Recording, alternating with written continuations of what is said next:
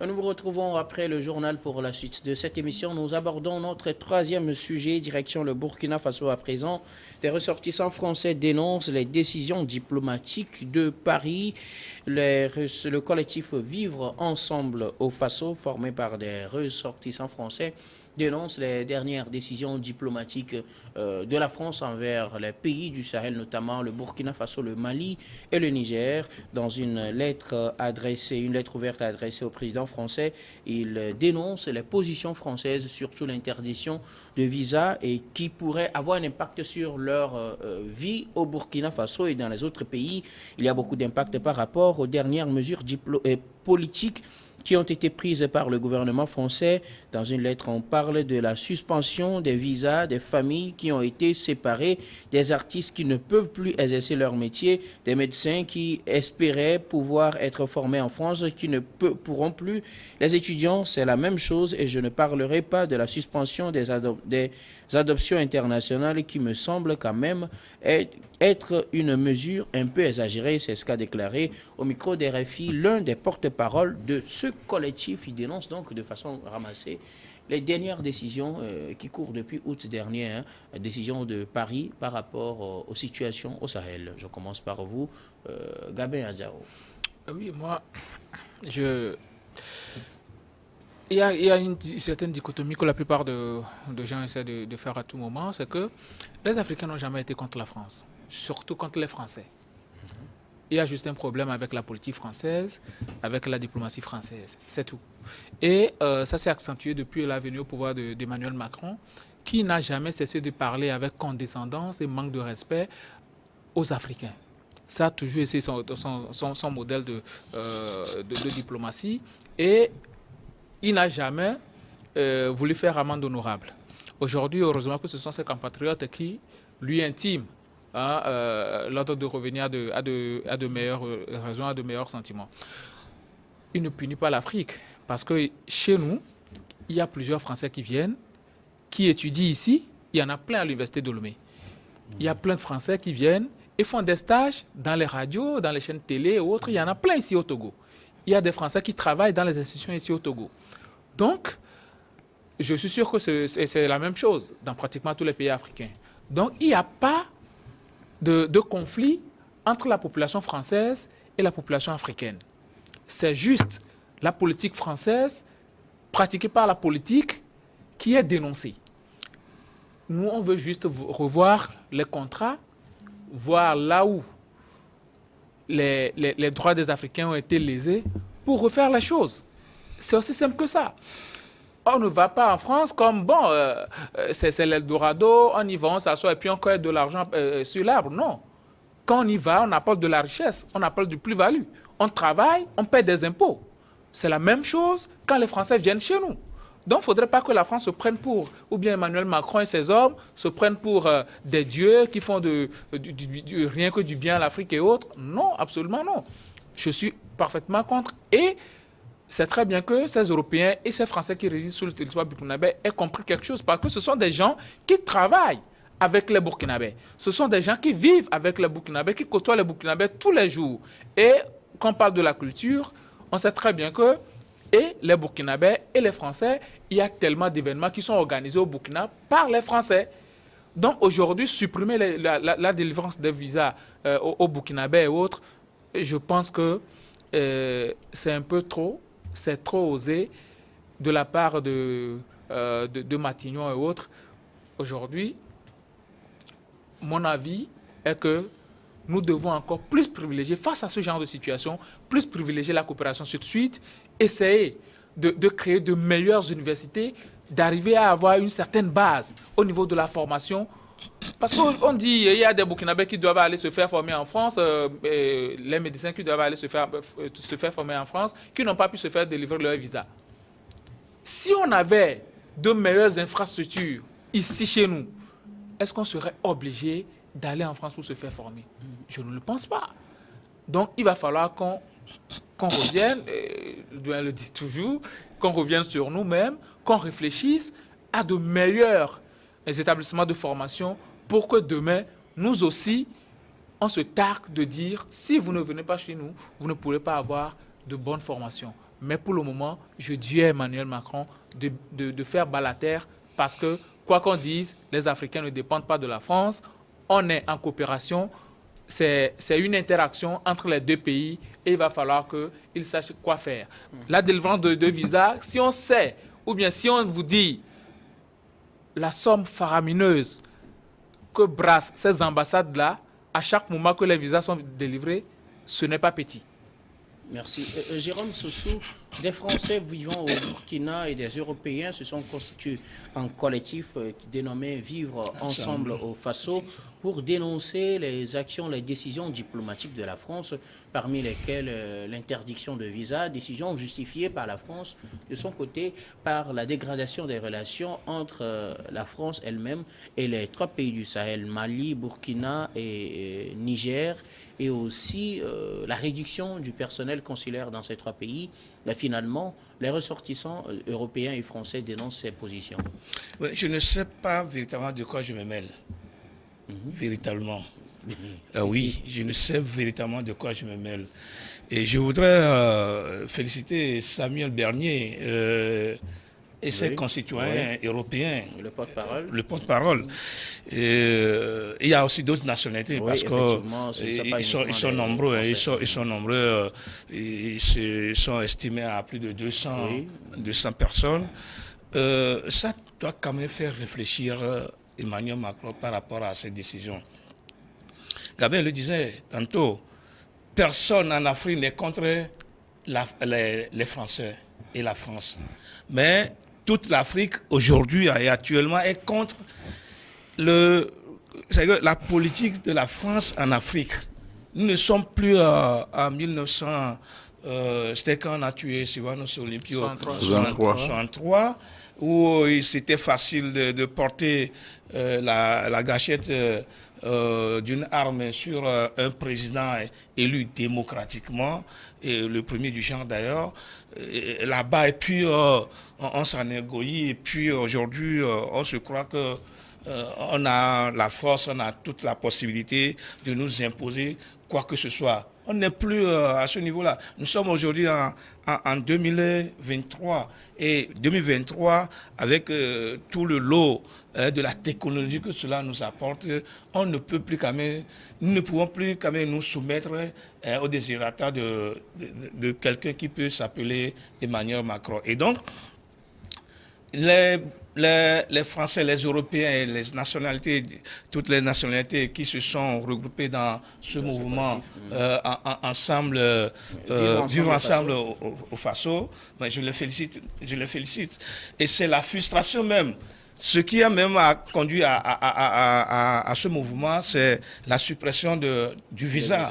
Oui, mais qui a conduit ces Français à se révolter vis-à-vis d'Emmanuel Macron. Et je serai à la place d'Emmanuel Macron que rapidement, je rétablis les choses.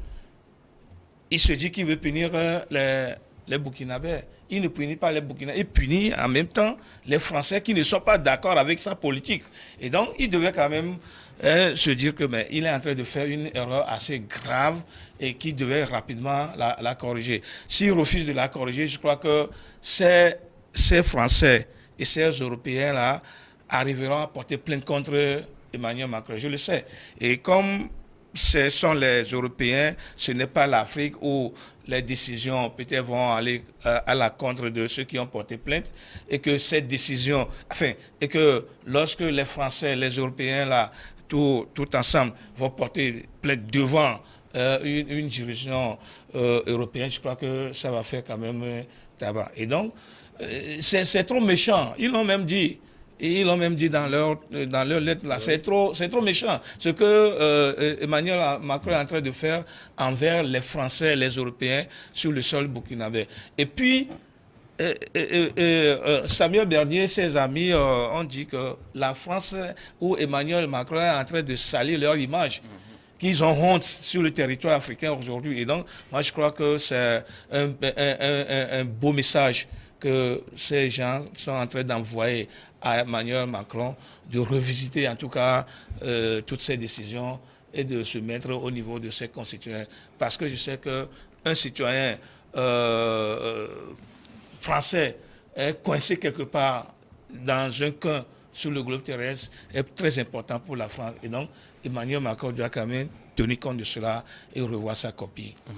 Emmanuel Vivien Thomy, des ressortissants français et européens constitués au sein du collectif Vivre Ensemble au Faso, dénoncent les actions diplomatiques de la France et surtout la suspension des visas depuis août. Vous savez que la décision même, elle était prise d'une façon anachronique. Parce que vous avez suivi, c'est le ministère français des Affaires étrangères qui avait pris une décision, qui a envoyé une note aux directions qui donnent des appuis dans le domaine culturel artistique à certains pays comme le Burkina Faso, le Mali et puis le Niger. Et je pense que quand les artistes ont déjà réagi, M. Macron était obligé de revenir pour clarifier les choses en disant qu'il ne visait pas, ou bien la France ne visait pas la coopération culturelle, que les artistes avaient toujours une importance dans leur politique. Maintenant, cette manifestation de la volonté de ces Français que moi j'appelle les Afro-Français ou les Français africains, c'est un signal très fort pour les dirigeants français, parce que dans le domaine de la culture, l'Afrique a de très bonnes relations avec la France. Il y a des ONG dans le domaine culturel en Afrique et qui reçoivent directement l'appui de certaines institutions de la France. On ne passe même pas par le gouvernement des fois. Il y a le ministère français chargé de la culture qui appuie certains événements directement. Si on prend le cas de Ouagadougou, Burkina Faso, avec le FESPACO, le plus grand festival de cinéma en Afrique, le FESPACO bénéficiait parce que depuis un moment, il y a un peu de l'eau froide dans les relations, mais le Burkina a toujours eu le soutien de la France pour le FESPACO. Et il y a l'Union européenne qui accordait aussi un grand appui au FESPACO. Et donc, les échanges culturels même entre les deux pays, si on veut parler du Burkina Faso, il y a des compagnies artistiques qui sont composées aussi bien de Burkinabés que de Français. Et sur le plan familial, nous avons des enfants là-bas, eux aussi ils ont des enfants ici. Donc, il y a beaucoup d'Africains qui ont la nationalité française de par leur grand-père, parce que ce n'est pas une faveur. Quand mon grand-père est parti combattre pour la France, mon grand-père a le droit à la nationalité française. Ce n'est pas, ça se négocie pas. Et ses enfants et petits-fils ont le droit. Maintenant, si tu ne veux pas, tu peux dire moi je n'en veux pas. Et donc, cette décision qui visait les politiciens commence par avoir des répercussions négatives sur d'autres concitoyens qui n'ont rien à voir avec ce qui se passe au niveau étatique. Alors, il est très important de prendre des mesures. Quand vous voulez sanctionner même les pays, posez-vous la question de savoir les mesures que nous essayons de dicter, est-ce que ces mesures-là feront du mal aux dirigeants ou à la population? Quand vous coupez la coopération et il n'y a pas de médicaments, je ne suis pas sûr que ce sont les poutistes qui vont en souffrir. Les poutistes, ils ont les moyens, ils peuvent aller se soigner de l'autre côté de la frontière, à Bamako ou bien à Ouagadougou, puisqu'ils ont l'alliance l'AES. Et donc, il faut faire attention. Dans le domaine culturel, c'est très important. Maintenant, quand vous allez à Ouagadougou, vous avez beaucoup de familles françaises qui vivent là-bas. Vous avez beaucoup depuis plusieurs années, depuis des décennies.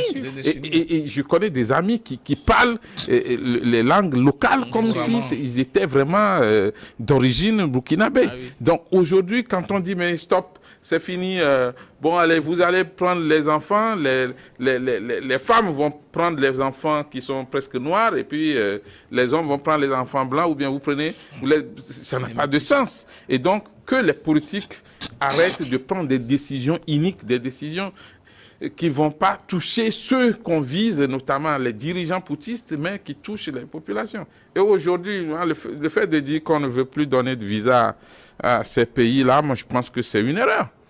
Les États-Unis d'Amérique ont l'habitude de dire nous ciblons telle catégorie, nous n'allons pas accorder de visa à tel dirigeant. Voilà. Maintenant, pourquoi on nous dit qu'on coupe la coopération, on ne fait pas de visa du tout aux citoyens? Moi, j'ai quoi à voir avec ce qui se passe au Mali ou bien au Burkina, au Niger, si je suis burkinabé? Je peux voyager quand je veux, je vais en France si j'en ai besoin, je reviens quand je veux. Moi, je ne veux même pas m'installer en France, je préfère l'Afrique. Et donc, c'est important de revoir effectivement ces décisions-là. Et je crois que Macron vient de donner le signal en expliquant que les artistes ne seront pas victimes de ces décisions-là et que la coopération, oui, bien sûr, il a fait une interview à ce propos, et que la coopération culturelle n'allait pas en souffrir. Maintenant, on attend des mesures concrètes parce que dans les ambassades et les consulats, les consignes qui sont données, c'est que ne donnez pas de visa. Maintenant, alors, quand on fait cette intervention... Il faut préciser une chose aussi, c'est que la délivrance de visas est suspendue et ceux qui en ont déjà et qui sont déjà sur le sol français ont donc des documents valides pour continuer à vivre en France et mener les études ou mener leurs activités s'ils sont des artistes. Mais c'est les nouvelles délivrances qui sont suspendues actuellement. Et il y a des familles qui étaient en train de préparer les voyages pour leurs enfants. Ce ne sera plus possible. Et donc, qui ne peuvent plus avoir. Ensuite, ceux qui ont reçu des visas qui vont périmer dans quelques jours. Et qui vont demander un renouvellement, comment ils vont faire? Je connais des amis qui se disent, est-ce que ça vaut la peine encore de revenir dans leur pays? Du moment où ils savent que dans ces conditions-là, s'ils reviennent, ils ne pourront plus repartir. Et donc, c'est bizarre. Mais là aussi, le visa va périmer. Oui, mais voilà, justement. Donc, ça cause un problème. Ils ne se sont pas préparés pour aller rester... Voilà. Donc, je pense que ça crée un problème. Il y a une compagnie artistique de Ouagadougou qui fait souvent Paris-Ouaga et qui est présentement à Paris. Et avec cette question-là, il n'arrive plus à bien répéter parce qu'on ne sait pas à quelle sauce on sera mangé. On ne sait pas s'il faut devenir clandestin en France ou bien il faut revenir au pays et puis ne plus avoir la possibilité d'y aller. Je crois que en toute franchise, nous avons de très bonnes coopérations avec la France dans le domaine culturel. Si vous prenez beaucoup d'instituts français, anciens centres culturels français, mais ça a aidé beaucoup d'artistes. Moi, mes premières prestations en tant qu'artiste, c'était dans les centres culturels français, que ce soit ici au Tchad, au Cameroun, au Sénégal, ainsi de suite. Et donc, si on nous dit qu'il faut couper ces relations culturelles-là, refuser de donner les visas à des gens qui sont binationaux, par exemple, je pense qu'on fait du mal plus aux citoyens lambda et non aux dirigeants politiques. Alors, Jérôme, est-ce que cette voix portée par le collectif Vivre Ensemble au Faso pourrait être entendue par le président français Emmanuel Macron? J'en suis sûr. La France n'est pas un pays africain où les dirigeants font la sourde oreille. Je crois que... Mais il y a des pays africains aussi, les dirigeants écoutent. Ce n'est pas tout. Ce n'est pas tout. Je suis sûr que avec cette réaction de ce mouvement, Macron va revenir sur sa décision. C'est très important parce que le nombre est très important. Le nombre qui constitue ce mouvement. C'est quelques 200 personnes. C'est beaucoup. Mais il y a beaucoup de personnes qui y adhèrent. Oui, bien sûr. Nous, par exemple, sur le plateau, on leur donne raison quand même. Et moi, les Français ou les pouvoirs français le disent toujours. Un citoyen français coincé quelque part est très important pour la France. C'est les Américains qui ont commencé. Oui, justement. et pour ce fait, je suis sûr que d'ici au lendemain, Emmanuel Macron serait obligé quand même de revoir sa décision, de ravaler sa décision de revenir sur c'est le bon pied dansant. Sinon, s'il veut quand même résister un peu devant ce mouvement, je crois que ça va encore amplifier comment dire, le sentiment anti-français. Le sentiment anti-français sur le continent africain. Vous allez voir que le fait même que ces citoyens européens et français se sont levés pour se constituer dans ce mouvement, mais tout le continent africain va y adhérer. Et lorsque tout le monde va y adhérer, bon, Emmanuel l'a dit, sur le plateau, nous sommes, en tout cas, sauf que Guillaume n'a pas encore donné sa position. Je n'ai pas besoin de... Non, mais Jérôme, il faut dire aussi que ces pays-là, le Mali, le Burkina Faso et le Niger, ils doivent enterrer aussi les coups d'État. Et puis, éviter d'attaquer aussi les Français par des mots qui n'arrangent pas justement la coopération. C'est d'abord Emmanuel Macron qui est... c'est lui qui a commencé. Qui se montre arrogant vis-à-vis de... Merci. Non, mais en tout cas, c'est vrai. Il faut normaliser les relations, justement. Et nous reviendrons pour la dernière partie de cette émission.